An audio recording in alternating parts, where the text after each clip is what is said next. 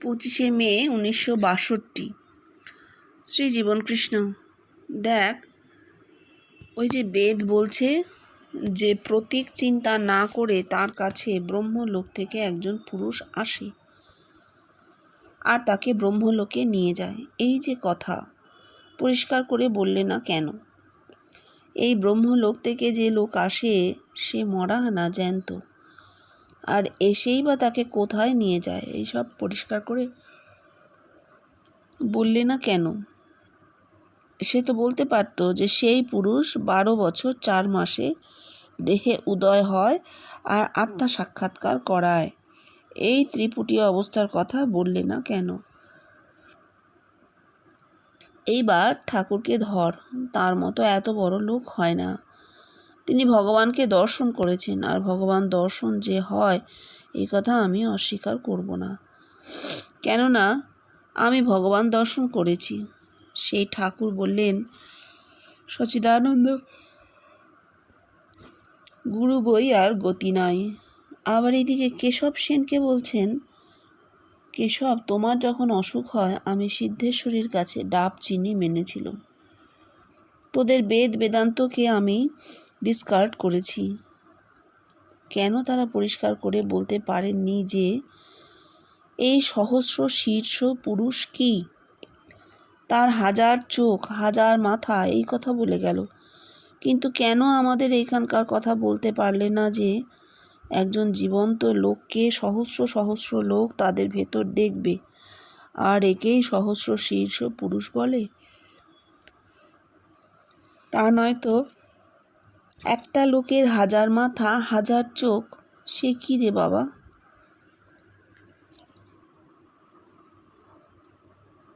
আসলে জীবনকৃষ্ণের জন্ম থেকে শেষ দিন পর্যন্ত যা হয়েছে, সাধন মানে ওই রিভিলেশন ভাববো আমরা, তাই তো?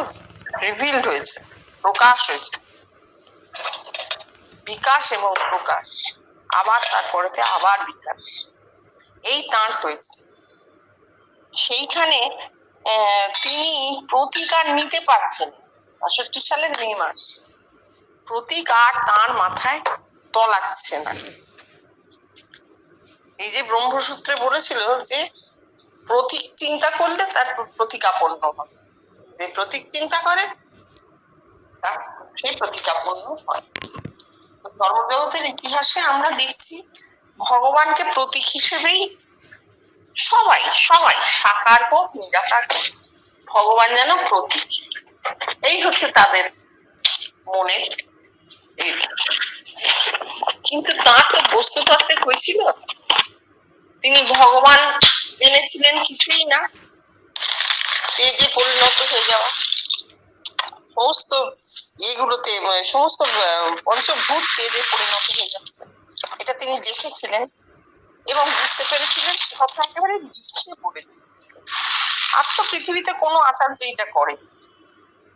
ঠাকুর যে ঠাকুর, একমাত্র ঠাকুর বলেছিলেন হ্যাঁ ভগবান দর্শন হয়, আমি দেখেছি, এই ঠিক যেমন তোকে দেখেছি বলে বুড়ো আঙুলটা দেখিয়েছিলেন, এই মাত্র। কিন্তু কেমন দেখতে, কি দেখতে, ঠাকুর এগুলো বলতে পারতেন না। বলতে গেলেই বলতেন মা মুখ চেপে ধরছে। মা মানে দেহ, দেহ প্রকাশ হতে বাধা দিচ্ছে, এই ছিল ঠাকুরের কথা। সেখানে জীবনকৃষ্ণের একেবারে বস্তুতত্ত্বের সাধনা হচ্ছে, বস্তুতত্ত্বে সমস্ত প্রকাশ পাচ্ছে, তাই উনি কিছুতেই প্রতীক নিতে পারছেন না। ব্রহ্মসূত্রে বলেছিল যে যদি কেউ প্রতীক চিন্তা না করে তাহলে ব্রহ্মপুর থেকে একজন এসে তাকে ব্রহ্মপুরে নিয়ে যায়। এই কথাটাও তো কিরকম একটা হেঁয়ালি ভরা কথা, তাই নয় কি? ব্রহ্মপুরটা কোথায় সেটা তো বলেনি। তোমার সহস্রার এই ব্রহ্মপুর, এটা তো বলা দরকার ছিল, সে কথা বলা। ব্রহ্মপুর মানে মানুষের মগজের মাঝখানটা, একদম মাথার উপরে একটা গোল সার্কেল কাটছে, ব্রেনের যে অংশ, তাকে বলা হচ্ছে সেরিব্রাম। সেটা বলা হলো না। আবার বলছেন একজন আসবে, একজন আবার কোত্থেকে আসবে? মানুষটা নিজেই সেই একজনে পরিবর্তিত হয়। ত্রিপুটি অবস্থাটা বলা হলো না? এই যে ভাঁজগুলো থেকে যাচ্ছে, যেটা মানুষকে সারাক্ষণ কি করেছে, বাধা দিয়েছে, তার নিজের দর্শনে বাধা দিয়েছে, সে বুঝতে পারে। প্রতীক চিন্তা করে না কথাটারও কোনো অর্থ হয় না। কে প্রতীক চিন্তা করে না? সেই অর্থে দেখতে গেলে প্রত্যেকটা মানুষ প্রতীকেই বাস করছে। জগৎ তো একটা প্রতীক, সে তো সেই প্রতীকের মধ্যেই আছে, সে তো এমনি প্রতীকাপন্ন। সুতরাং এই কথাগুলো কথার কথা হচ্ছে, ব্রহ্মসূত্রের কথাও কথার কথা হচ্ছে। একমাত্র উনি ওনার নিজের দর্শন অনুভূতি দিয়ে আমাদের কাছে পরিষ্কার করে দিয়ে গেলেন যে জিনিসটা কি হয়। এই যে 12 বছর 4 মাস বয়সে দেহের মধ্যে সচ্চিদানন্দ গুরু জন্মালেন, এটা কি হলো? নিজেই তো মাথা ফুটো করে তো ঠাকুর ঢোকেননি, ঠাকুর তখন নেই। হ্যাঁ, তাহলে নিজেই নিজের গুরু হলেন, অর্থাৎ নিজের যে গুরু সত্তা সেইটার জন্ম হল। গুরু সত্তাটা জীবত্ব, গুরু সত্তাটাই শিবত্ব। তাহলে দেখে সেই শিবত্বের প্রকাশ ঘটল। তারপর সেই 12 বছর 4 মাস কাটবার পর সেই গুরু তাকে ভগবান দর্শন করালেন, অর্থাৎ জীবত্ব মিশে গেল, নাশ হয়ে গেল। কোথায়? শিবের মধ্যে। সেখানে গুরুও আছেন, তিনিও আছেন, আবার ভগবান হিসেবে তেজকে দেখানো হচ্ছে, তেজ সমষ্টি, জ্যোতির সমষ্টিকে দেখানো হচ্ছে, যাকে বেদ বলছে পরম জ্যোতি। কিন্তু বেদ তো বলতে পারলো না যে ত্রিপুটিটা কেন, এই ত্রিপুটির কথা তো বলতে পারলো না।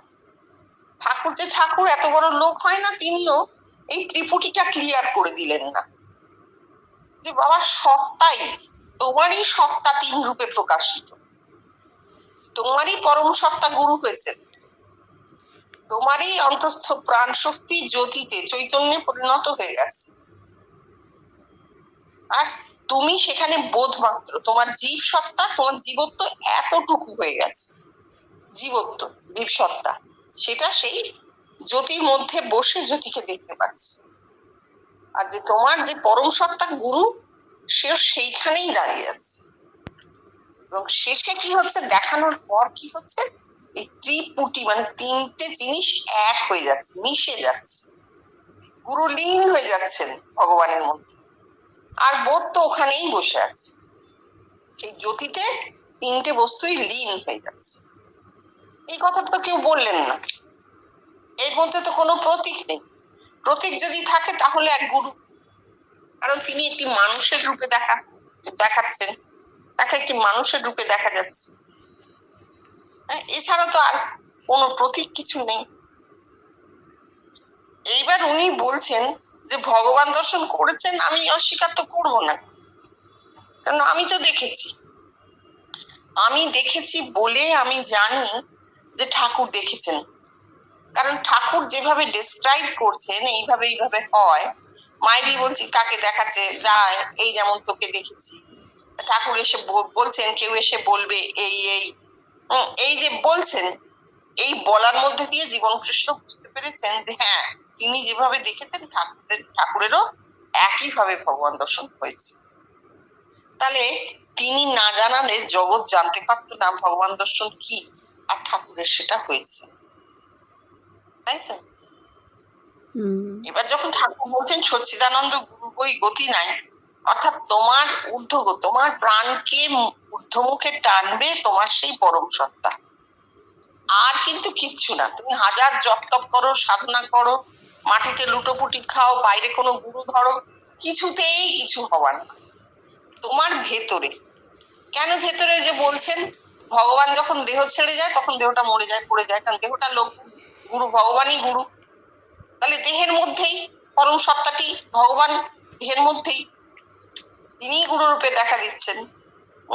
বা আমার আমিটাই, দেহের মধ্যে ছাড়া কিছু থাকে না, সেই আমি গুরু হচ্ছে। আমি যখন গুরু হচ্ছে তখন এই লঘু আমি মিশে যাচ্ছে ঈশ্বরের এই চৈতন্যের মধ্যে।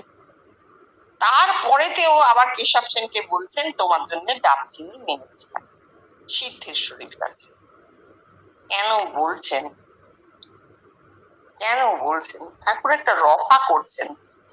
এদিকে বলছেন, যখন গিরিশ ঘোষ আর নরেন বসে তর্ক করছেন, বলছেন দেখো যেন রফা করো না। ঠাকুর বলছেন দেখো যেন রফা করো না, অর্থাৎ ধর্মে রফা নেই, কম্প্রোমাইজ নেই। ঠাকুর জানছেন, ভেতরে ভেতরে সত্য জেনেছেন, তিনি একজন সত্যদ্রষ্টা পুরুষ, তাহলে তিনি রফা করছেন। কেন করছেন জানো? তার কারণ হচ্ছে ঠাকুরের দ্বৈতবাদ ছিল। ঠাকুর বেশটি পেয়েছিলেন, বিশ্বব্যাপী তো জানতেন, কিন্তু প্রকাশিত হয়নি। তাই জন্য তিনি বলছেন আমি একটি, ও একটি, মানে আমি আর জগৎ আলাদা। আমার যা হয়েছে জগতের তো তা হবে না, হচ্ছে না, আমি তো দেখতে পাচ্ছি না। তাই জগতের জন্য সংস্কার করতে পারলেন না। নিজে জানছেন, কিন্তু কেশবের জন্য ডাব চিনি মানছেন। তার কারণ, যদি সেই জোর থাকতো তাহলে তিনি বলতেন কেশবকে, বাবা তোমার ওই অসুখ শরীরে ভগবানের ব্যাধি রূপে ফুটেছেন, তোমারই সত্তা ব্যাধি রূপে ফুটছে। আবার তোমার সত্তা যখন কল্যাণময় হবে তখন শরীর শীতল হবে, ও বাইরে কিছু নেই, বাইরে কোনো সিদ্ধেশ্বরীও নেই, আর ডাব চিনি মেনেও কিছু হবে না, এটা বলতেন। কিন্তু ঠাকুর বলতে পারেন ওই বেশটি, ওই দ্বৈতবাদ, নিজের সঙ্গে জগৎ এক হয়ে যায়নি, যার জন্য তিনি জানতেন জগৎকে বললেও এরা নিতে পারবে না। আর সহস্র শিষ্য পুরুষ নিয়ে আমরা অনেক আলোচনা করেছি, এখানে আর বলবো না, এটা তো আমাদের কালকে কথা হয়ে গেছে। তারপর পরে 26শে মে 1962 কিমিয়া বিদ্যার কথা ওঠায় শ্রী জীবনকৃষ্ণ রহস্য ভরে বললেন, দেখ কি করে কিমিয়া বিদ্যাটা শিখে ফেলা যায় বল দেখিনি। কিমিয়া বিদ্যা কি করে সোনা তৈরি করা যায় রে? এই বিদ্যা শিখতে পারলে তবু কিছু আজকালকার বাজারে হতো। হ্যাঁ রে, মহাপ্রভু কিমিয়া বিদ্যা জানতেন। ওই যে চরিতামৃতে আছে যে মহাপ্রভু প্রত্যহ কীর্তনান্তে বাড়িতে এসে তার মাকে রোজ একখণ্ড করে সোনার টুকরো দিতেন। দেখ, আমি যখন চরিতামৃতে এই কথা পড়লাম, আর পড়েই আমার মনে হলো বেশ করেছো বাবা। আর দেখ, শরৎ মহারাজ তাঁর বইতে লীলা প্রসঙ্গে বলছেন যে পুরী মহারাজ কিমিয়া বিদ্যা জানতেন আর ঠাকুরকেও শেখাতে চেয়েছিলেন, কিন্তু ঠাকুর শিখতে চাননি। দেখ, এই কথা শরৎ মহারাজ বলছেন, এই জিনিস আমরা সত্য বলে ধরে নিতে পারি, কেননা তিনি সাধু। কিন্তু দেখ কি কথা বল দেখিনি, এই যে পুরী মহারাজ কিমিয়া বিদ্যা জানতেন আর ঠাকুরকে তাই শেখাতে চেয়েছিলেন, আর ঠাকুরের মতন লোক এই জিনিস বিশ্বাস করেছিলেন যে কিমিয়া বিদ্যা আছে। অবশ্য পুরী মহারাজ যখন তাকে এই জিনিস শেখাতে চেয়েছিলেন তিনি তো শিখতে চাননি, আর ঠাকুরও বলেছেন যে ওই সব সাধু সম্প্রদায়ের মধ্যে থেকে কিমিয়া বিদ্যা চলে আসছে, কেননা তাদের নানান জায়গা ঘুরতে হতো। যদি কখনো প্রয়োজন হতো তবে তারা এই কিমিয়া বিদ্যার দ্বারা সোনা তৈরি করে প্রয়োজন মিটিয়ে নিত। দেখ দেখিনি, এসব কি কথা? ওরে সোনা তৈরি রে, সোনা তৈরি করা। এখন তোরা কি বলবি বল? তোদের শাস্ত্রে এই সব জিনিসকে কোথায় নামিয়ে এনেছে বলতে পারিস? ধীরেন, আচ্ছা, এই হিরণ্ময় কোষস্থ পুরুষ থেকে এই কিমিয়া বিদ্যার কথা এসেছে? জীবনকৃষ্ণ আনন্দিত হয়ে, হ্যাঁ রে বাবা, ওই হিরণ্ময় কথা থেকেই কিমিয়া করেছে। এই ব্রহ্মবিদ্যাকে ওরা এইভাবে নিয়েছে। তোকে অজস্র ধন্যবাদ, তুই যে এই জিনিস ধরতে পেরেছিস। আমি তোকে আন্তরিক ধন্যবাদ দিচ্ছি, তুই যে এই জিনিস বুঝতে পেরেছিস। কিমিয়া বিদ্যা, এটা সেই মিশর থেকে এই কথাটার উৎপত্তি। অ্যালকেমি, কেমিস্ট্রি, অ্যালকেমি, কথাটা আরব থেকে, অ্যালকেমি কেমিস্ট্রি, আর কিমিয়া, ওরা মিশরে ওরা মাটিকে বলে খেম, আর আত্মাকেও বলে খেম।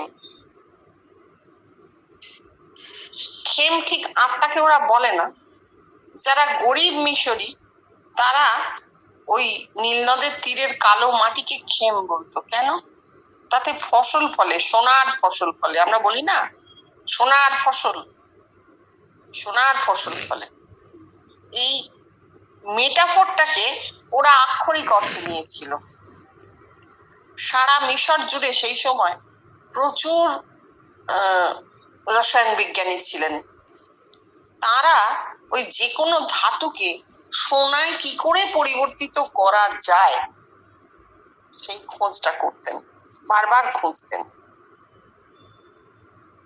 এই একটা অসম্ভব ব্যাপার যে মানুষ এরকমও হয়, এরকমও ভাবে।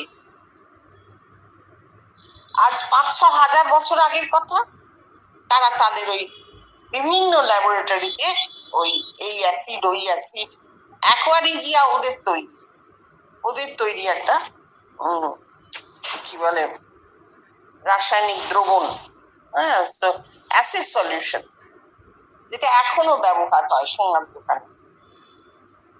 এই ওদের একটা মনের মধ্যে ছিল যে আমরা যে কোনো ধাতুকে সোনায় পরিবর্তিত করে ফেলতে পারবো। যা থেকে রবীন্দ্রনাথ কবিতা লিখলেন ইংরেজিতে মিডাস টাচ। এই রাজা মিডাস বর পেয়েছিলেন, জাজ হবে সোনা হয়ে যাবে, জাজ হচ্ছেন সোনা হয়ে যাচ্ছে, সে নিজে পর্যন্ত সোনার স্ট্যাচু হয়ে গেল। বোঝাবার জন্যে যে সোনা দিয়ে হবেটা কি, বাইরে সোনার ধাতুটা দিয়ে কি হবে, প্রাণহীন।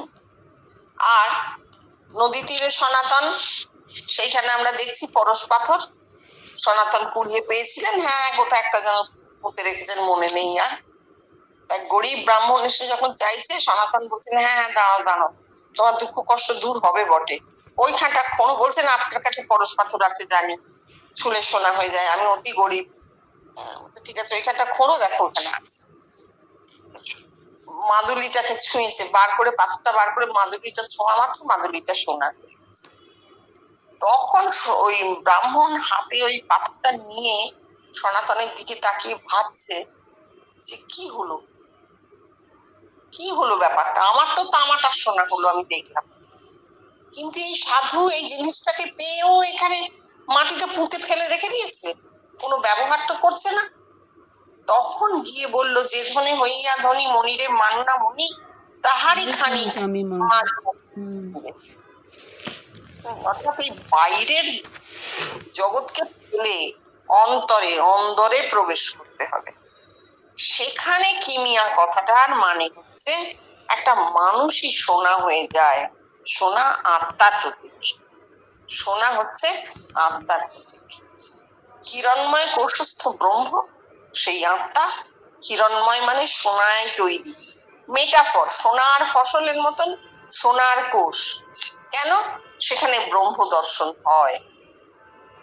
এবং যেহেতু তেজময়, যেহেতু চৈতন্যময় রূপ, সূর্যের রশ্মি দিয়ে যেন তৈরি, তাই তাকে সুবর্ণময় বলে মনে হয়। আসলে কিন্তু বাইরের সোনার সঙ্গে এই সোনার কোনো যোগই নেই।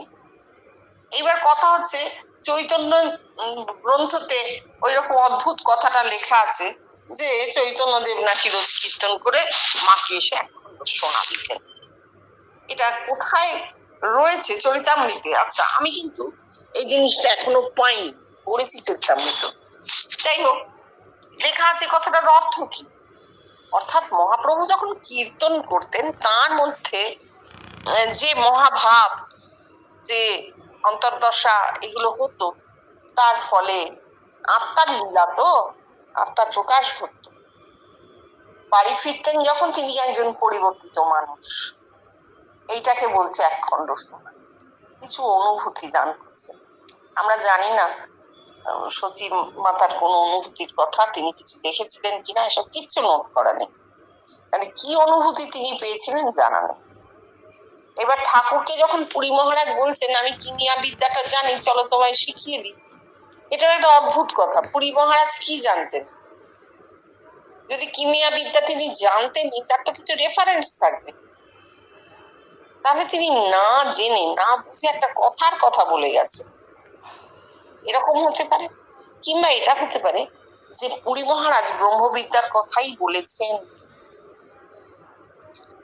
পুরী মহারাজ ঠাকুরকে ব্রহ্মবিদ্যার কথাই বলতে চেয়েছেন।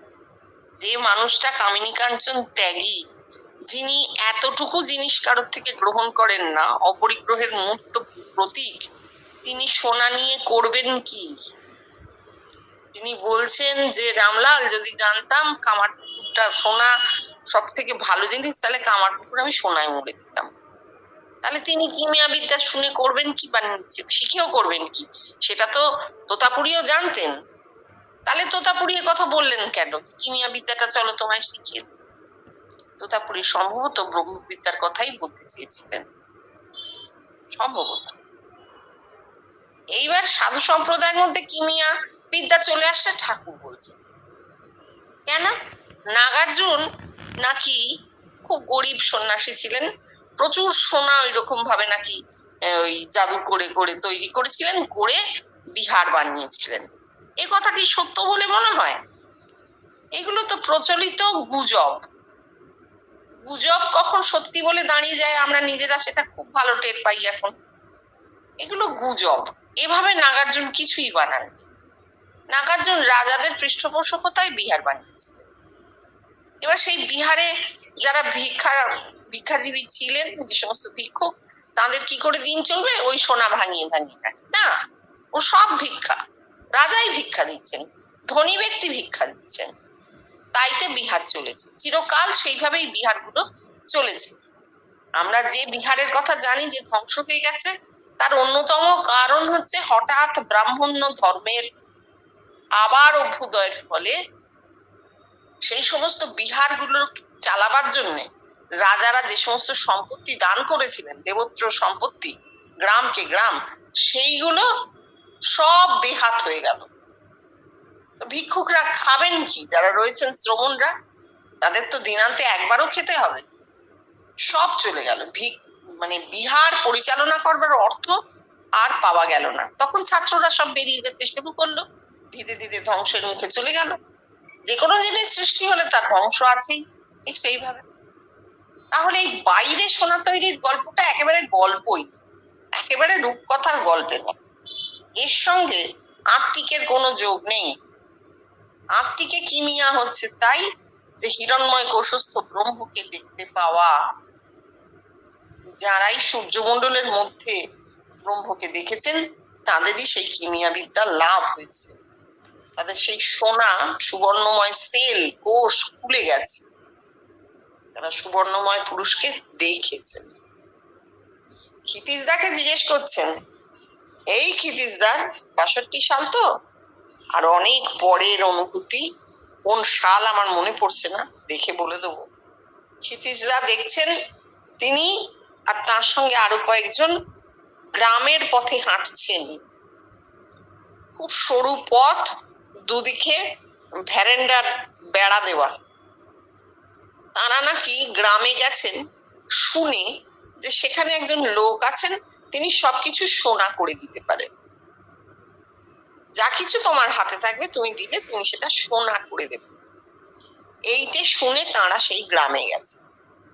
যেতে যেতে দেখছেন একটা বাড়ি, সেই বাড়িটার দাওয়ার ভেতরে, দাওয়ার ছাড়িয়ে ঘর, সেই ঘরের মধ্যে মেয়েদের কলকলানি শোনা যাচ্ছে। একটি বয়স্কা মহিলা দাওয়ায়। তারা মুখ বাড়িয়ে জিজ্ঞেস করলেন, আছে এখানে এমন একটি লোক আছেন যিনি সবকিছু সোনা করে দিতে পারেন, তিনি কোথায়? আমাদের বললো এইটি তার বাড়ি। বললো হ্যাঁ বাড়ি, তা তিনি ওইখানে মাঠে আছেন, দেখুন তিনি মাঠে। তারা দূর থেকে দেখতে দেখতে যাচ্ছেন, দেখছেন একজন বয়স্ক পুরুষ, তার হাতে কতগুলো, তিনি পেছন ফিরে দাঁড়িয়ে হাতে কতগুলো গাছ, সেইগুলো একটা একটা করে পুঁতছেন, চারা রোপণ করছেন। ক্ষিতিশদারা সামনে গেলেন, ক্ষিতিশদার হাতে ২-৪টে ভাঙা ভ্যারেন্ডার ডাল, ওইগুলো তিনি সোনা করবেন। গিয়ে দেখেন সেই পুরুষ দাঁড়িয়ে আছেন।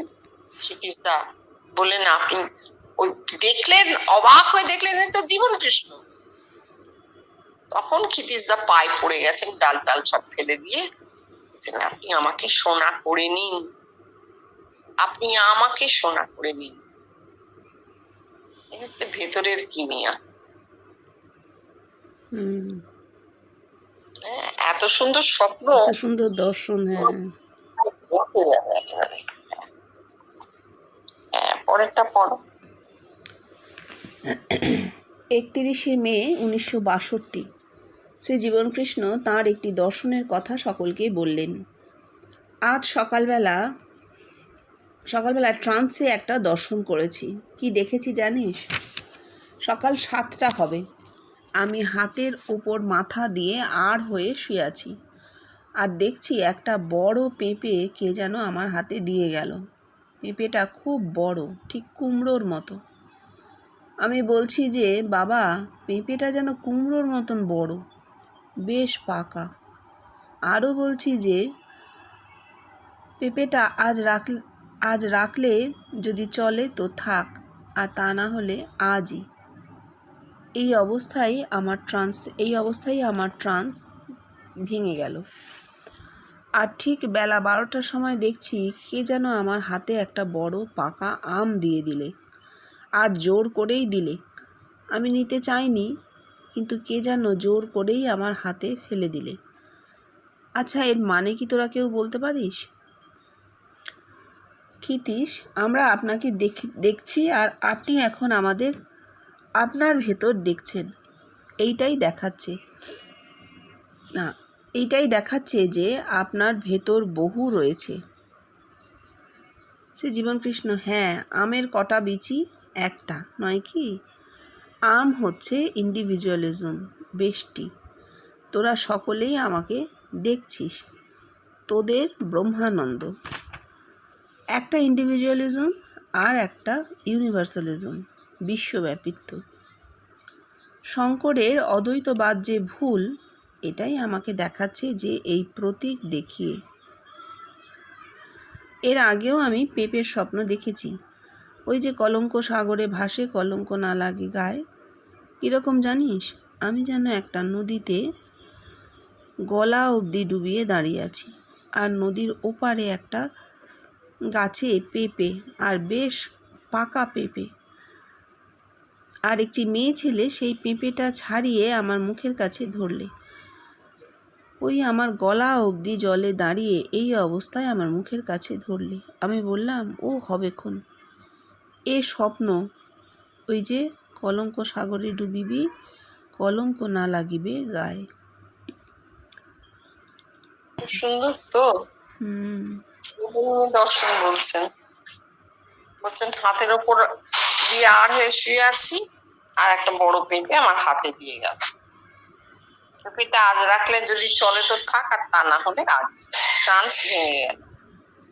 আবার ঠিক 12টার সময় দেখছেন একটা হাতে বড় পাকা আম দিয়ে গেল। তাহলে এক বিশ্বব্যাপিত্ব এবং বেষ্টি যুগপথ। ওর ক্ষেত্রে ওর কি হয়েছে, এটা যদি আমরা বারবার ভাবি তাহলে অনেকটা মাথাটা ক্লিয়ার হবে। যুগপথ, পেঁপে আর আম দুটোই হাতে আসছে। এবার সত্যি সত্যি যে ধীরেনদা বলছেন, আমের স্বাদ আর পেঁপের স্বাদ তো এক নয়। পেঁপের স্বাদ আর আমের স্বাদ তো এক নয়। কোথায় গেল? এটা ছিল না এখানে। আম তো খেতে ভালো, অনেক সুন্দর, আর পেঁপে তো তত খেতে ভালো না, এটা অন্য জায়গায় আছে। যাই হোক, এখানে ক্ষিতিশদা বলছেন, আপনি এখন আপনার ভেতরে দেখছেন, এইটাই দেখাচ্ছে পেঁপে দিয়ে। বলছেন, হ্যাঁ, তোদের ব্রহ্মানন্দ, তোরা সকলেই আমাকে দেখছিস, তোদের ব্রহ্মানন্দ। আমাদেরও কিন্তু আমই লাভ হয়েছে, পেঁপে নয়। কারণ আমাদেরও বেষ্টিতে আমরা তাকে দেখেছি, আমাদেরও বেষ্টি, প্রত্যেকের বেষ্টিতে আমরা তাকে পেয়েছি। ওইটা ব্রহ্মানন্দ। আর সকলে পেয়েছি, তাই বিশ্বব্যাপিত্ব। সকলে দেখতে পাচ্ছি, কোন রকম কোনো কিছু কন্ডিশন থাকছে না, তাই বিশ্বব্যাপিত্ব। এবার উনি যে আমাদেরকে ভেতরে দেখছেন, সকলকে। এইটা হচ্ছে পেঁপে। কিন্তু কদমতলায় গিয়ে আমি যদি এখন বলি যে সবাইকে আমি আমার ভেতরে দেখছি, তাহলে কি হবে? মুশকিল, কেউ মানবে না। যাই হোক, তবু আমাদের ক্ষেত্রে এটা হয়েছে, এবং তার ক্ষেত্রে দুটোই হয়েছে, আমও হয়েছে আবার পেঁপের বহু বীজ, বহু মানুষ তিনি দেখেছেন, নিজের ভেতরে দেখেছেন। এবার বলছেন শঙ্করের অদ্বৈতবাদ যে ভুল, এটা আমাকে এই প্রতীক দেখিয়ে দেখাচ্ছে। কেন বলতো শঙ্করের অদ্বৈতবাদ ভুল? শঙ্কর শুধু বেশটি নিয়েছেন, ব্রহ্ম সত্য, জগৎ মিথ্যা। শঙ্করের বিচারাত্মক ব্রহ্ম সাক্ষাৎকার হয়েছিল। এবার তা যদি হয়ে থাকে, তাহলে শঙ্কর শুধু ওইটুকু নিয়েছেন আর জগৎ মিথ্যা বলছেন। অর্থাৎ জগতের দিক থেকে অদ্বৈতবাদের মানে কি সেটা তিনি জানতেন না। এই জগৎ যে ব্রহ্মের একটি রূপ, এটা তিনি জানতেন। তাই শঙ্করের অদ্বৈতবাদ ভুল প্রমাণিত হলো। আর তার প্রমাণ শঙ্কর রেখে গেছেন জগৎ জুড়ে ওই জ্যোতির্লিঙ্গ স্থাপন করে। এবার একটা খুব অদ্ভুত কথা উনি বলেছেন, সেটা হচ্ছে এর আগেও তিনি পেঁপের স্বপ্ন দেখেছেন। তখন কিন্তু তিনি আর হয়ে শুয়ে আছেন, হাতে একটা পেঁপে কেউ দিয়ে গেল এমন দেখেন। তিনি গলা পর্যন্ত নদীতে ডুবে দাঁড়িয়ে আছেন, গলা পর্যন্ত সংসার, তাই তো? প্রকৃতি মুখের কাছে পেঁপে ধরছে। ওই অবস্থায় বিশ্বব্যাপিত হবে না, আগম চলছে, বিশ্বব্যাপিত হবে না। কিন্তু বিশ্বব্যাপিত যে পরে হবে, প্রকৃতি তা জানান দিয়ে গেল। তাই বলছেন উনি, ও হবে ক্ষণ, অর্থাৎ এখনো সময় হয়নি, সময় হলে ওই পেঁপে হাতে আসবে খনি। একটা অদ্ভুত ব্যাপার। বলছেন কলঙ্ক সাগর, আমরা জানি তিনি একটি অকলঙ্ক মানুষ, তার দিক থেকে এরকম কিছুই ছিল না। কিন্তু এখানে সংসার সাগর, সেই সংসার সাগর, আগমের সাধন চলছে, সেই অবস্থায় প্রকৃতি তাকে পেঁপে দিতে আসছেন, বহু বীজ বিশিষ্ট ফল। তাতে এই ফলটি তুমি লাভ করো, বিশ্বব্যাপিত। কিন্তু তিনি জানেন ওই অবস্থায় বিশ্বব্যাপী, মানে অন্তরে জানেন, মানে কি, তার ইউনিভার্সাল ইগো, তার পরম সত্তা জানে যে এইভাবে হবে না, আগে পূর্ণ সাধন হবে, তারপর বিশ্বব্যাপী। এতদিন বাদে তিনি দেখছেন, তিনি আর হয়ে শুয়ে তার হাতে একজন পেঁপে দিয়ে দেয়।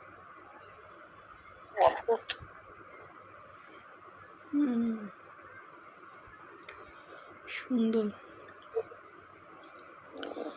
৩রা জুন 1962 শ্রী জীবনকৃষ্ণ আজও ঘরের সকলকে তাঁর একটা দর্শনের বিবরণ দিলেন। বললেন, দেখ, আমি একটা স্বপ্ন দেখেছি। সে কি জানিস? আমি যেন লক্ষণ দাস লেনের বাড়িতে থাকি। তা আমি গ্র্যান্ড ট্রাঙ্ক রোড ধরে চলেছি বাড়িতে আসার জন্য, কিন্তু গ্র্যান্ড ট্রাঙ্ক রোড থেকে যে গলিতেই ঢুকছি, সেই গলিটাই যেন ব্লাইন্ড লেনের মতো। ফিরে গিয়ে গ্র্যান্ড ট্রাঙ্ক রোডে এসে আবার একটা গলি দিয়ে যাব ঠিক করেছি।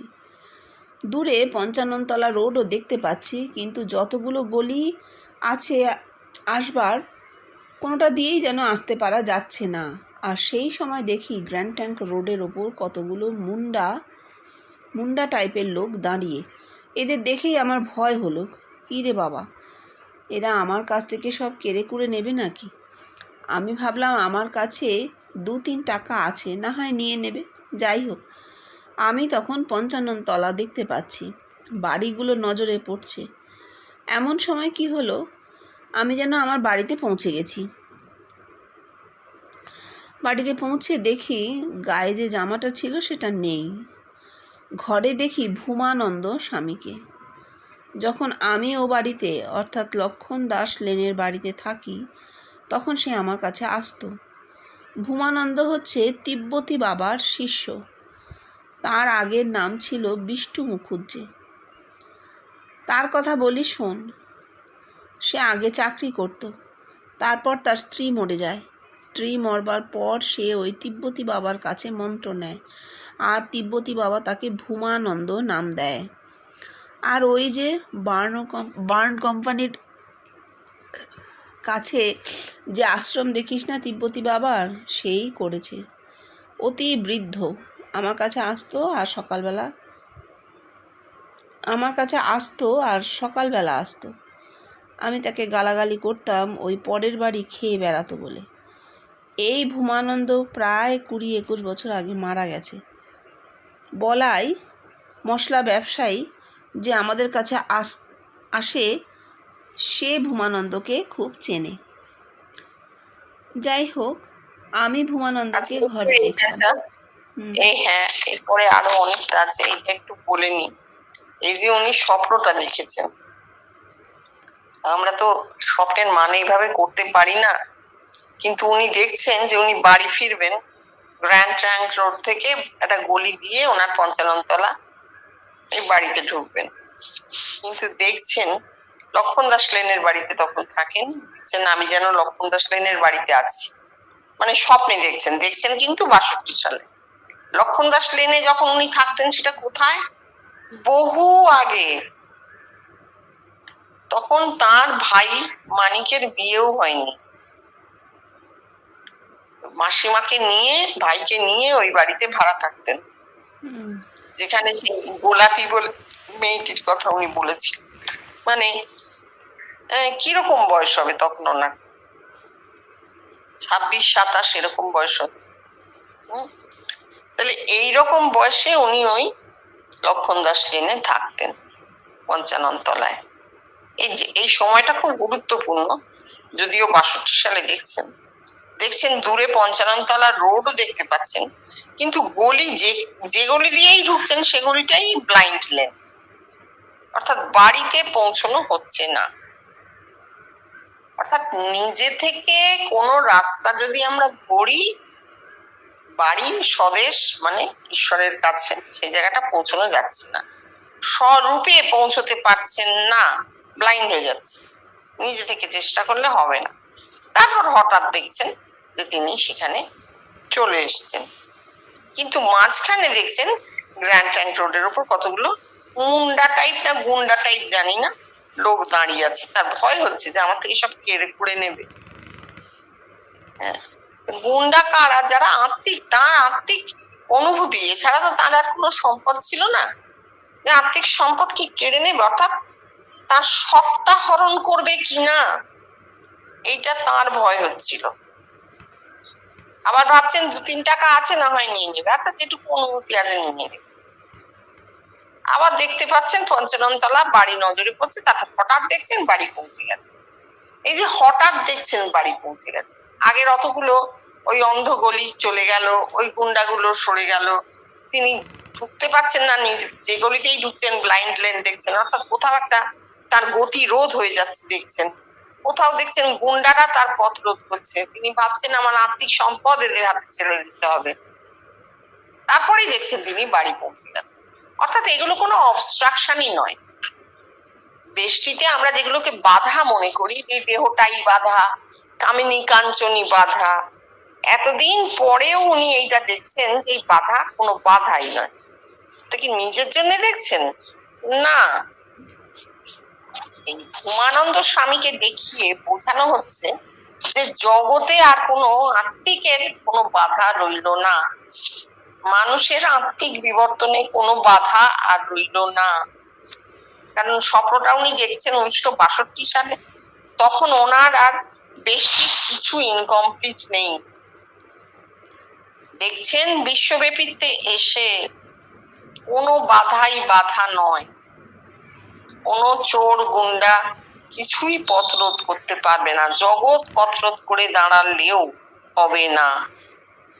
দেখছেন ভূমানন্দ স্বামী, দেখছেন যে জামাটা ছিল সেটা নেই, অর্থাৎ এতকাল ধর্মজগৎ যে পোশাকে আবৃত ছিল সে পোশাক নেই।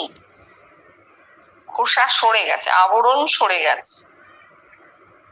এই ভূমানন্দ তিব্বতী বাবার শিষ্য, মানে এটা জগতে একে নাম এইভাবে দেখা গেছে। কারণ উনি কেন দেখছেন? উনি দেখছেন ভূমানন্দকে 20-21 বছর আগে সে মারা গেছে। উনি দেখছেন কেন? উনি প্রতীক হিসেবে দেখছেন। উনি সেই ভূমানন্দকে বিশ্বব্যাপীত্বের প্রতীক হিসেবে দেখছেন, এই পাকা পেঁপে। তারপর পড়ো। যাই হোক, আমি ভূমানন্দকে ঘরে দেখলাম, আর তার কি সুন্দর চেহারা হয়েছে রে, beaming with health and happiness. কি সুন্দর চেহারা হয়েছে। আমার ঘরটায় যেন জিনিসে থই থই করছে, এমনকি আমার খাটের ওপরও জিনিস রয়েছে। খালি রবি, মেনোর ছেলে, খাটের ওপর বসে আছে। আমি ভূমানন্দকে কোথায় বসাই ঠিক করতে পারছি না। ঘরে এত জিনিস থই থই করছে যে আমি তাকে বসাবার জায়গা পাচ্ছি না। আর এও ভাবছি, রবি বসে রয়েছে, সে আমার কথা বুঝতে পারবে না। আমি ভূমানন্দকে দেখে তার হাত ধরে যেন তাকে নিয়ে আসছি, আর এই অবস্থায় আমার স্বপ্ন ভেঙে গেল। তার হাত ধরা অবস্থাতেই আমার স্বপ্ন ভেঙে গেল। তাকে বসতে দিলে তো ছাড়াছাড়ি হতো রে। আমি যদি তাকে বসাতাম তাহলে আলাদা হয়ে যেত, এক হতো না। তাই তার হাত ধরে রইলাম, আর আমার ঘুম ভেঙে গেল। আচ্ছা, এই ভূমানন্দকে দেখিয়ে কি বোঝাতে চাইছে রে? জনৈক ওই যে ভূমৈব সুখম নাপ্যে সুখম অস্তি, শ্রীজীবন কৃষ্ণ। হ্যাঁ ঠিক, হ্যাঁ বাবা ঠিক। কিন্তু কি আশ্চর্য বল দেখি, ওই পেঁপের প্রতীক দেখিয়ে আমায় কি বোঝালে বল দেখি। প্রথমে আমি বুঝতে পারিনি অত বড় পেঁপে, এর মানে কি। কিন্তু দেখ কি আশ্চর্য, আমাকে দেখিয়ে দিলে ভূমানন্দ কি। ওই যে আমি এখন আমার ভেতরে তোদের দেখি, আর জগতের মানুষ সব এখন আমার ভেতর। এই ভূমানন্দ, এইটাই আমায় বুঝিয়ে দিলে। ধীরেন, হ্যাঁ, প্রাচুর্যেই সুখ, এইটাই দেখালো। আর ওই কারণে আপনি আপনার ঘরে ঢুকে দেখলেন যে জিনিসে সব ভর্তি, অর্থাৎ প্রচুর জিনিস আপনার ঘরে দেখলেন। এই যে ভূমানন্দকে দেখছেন beaming with health and happiness, সুস্বাস্থ্য এবং সুখী চেহারা। অর্থাৎ সে একটা পরিণতি পেয়েছে, একটা ম্যাচিওরিটি এসেছে তার মধ্যে, তাই তাকে এইরকম দেখছেন।